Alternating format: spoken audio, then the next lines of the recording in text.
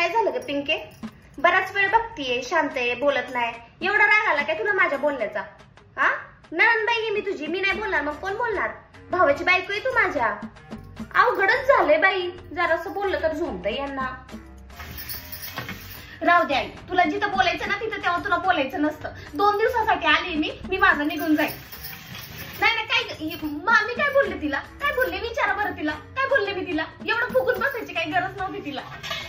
काय नाही बाबा, तुझ्या बायकोचा काही रागबीग नाही आलाय. माझ्या सासूचा मला फोन आला होता, त्याच्यामुळे मला जायचं, बाकी काय नाही. नको बाई, तुला काही बोलायलाच नको.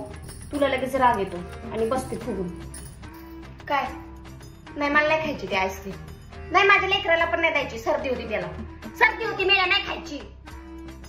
हॅलो, मला घ्यायला या. नाही, मला नाही राहायचं इथं.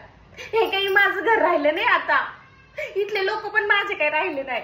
नाही, तू काय बोलायचं नाही, तू शांत बस. तुला जेव्हा जिथं बोलायचं तेव्हा तिथं तू बोलली नाही. नाही, तुम्ही मला घ्यायला या.